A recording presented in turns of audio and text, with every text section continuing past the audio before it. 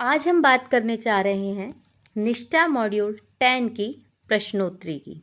तो पहला प्रश्न है, राजतंत्रात्मक शासन की प्रणाली में कौन निर्णय लेता है? सरकार चलाता है। प्रधानमंत्री, राजा या रानी, मुख्यमंत्री, राष्ट्रपति। तो इसका सही जवाब है राजा या रानी। अगला प्रश्न है, सामाजिक विज्ञान सामाजिक अध्ययन वर्ग में मॉक संसद का संचालन करने का मुख्य कारण क्या है? राजनीतिक विज्ञान की अवधारणाओं को याद करना, राजनीतिक संस्थाओं के कामकाज की कुछ समझ विकसित करना, स्कूल के लिए धन जुटाने के लिए, कक्षा में छात्रों के व्यवहार का आकलन करने के लिए। तो इसका सही उत्तर है, सही जवाब है हमारा इस सवाल का, राजनीतिक संस्थाओं के कामकाज की कुछ समझ विकसित करना। तो बढ़ते हैं अगले प्रश्न की ओर। एक ग्लोब के बारे में निम्नलिखित बयान में से कौन सा सही नहीं है?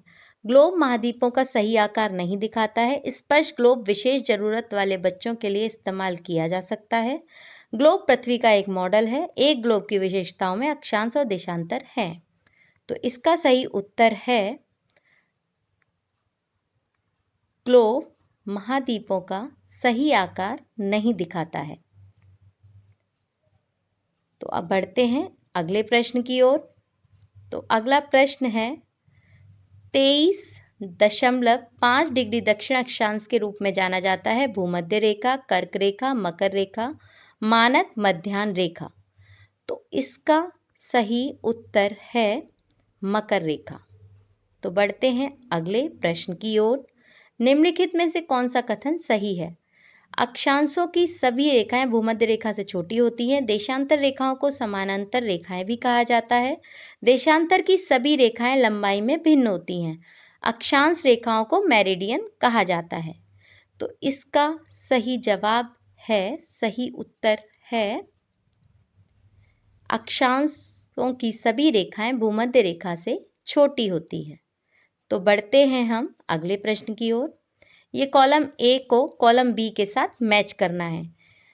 ये A B C D 4 option दे रखे हैं और इधर फर्स्ट, सेकंड, थर्ड, फोर्थ, जिन्हें हमें मैच करना है। जिसके पहले शब्द में बोल देती हूँ, पांडुलिपियां ए ऑप्शन में, शिलालेख सी, स्मारक डी, पुरातत्विक साक्ष्य, जिनको हमें first, second, third, fourth option से, चीज जो जमीन से खोदकर, अतीत से संबंधित, हस्तलिखित प्राचीन पुस्तकें, फोर्थ है लेखन जो या पत्थर की सतह। तो इनके सही मैचिंग होगी, सही मिलाप होगा इनका। तो देखते हैं, ए को थर्ड के साथ मिलाएंगे, बी को फोर्थ के साथ, सी को सेकंड के साथ और डी को फर्स्ट के साथ। तो बढ़ते हैं अगले प्रश्न की तरफ। साहित्यिक स्रोत हैं इमारतों, गड्ढे में बने घर, सिक्का, ग्लोब, नक्शे, जानवरों की हड्डियां, महाकाव्य, पुराण, स्मृति, पत्थर के औजार, मिट्टी के बर्तन, जले हुए अनाज। तो इसका सही जवाब है महाकाव्य, पुराण, स्मृति।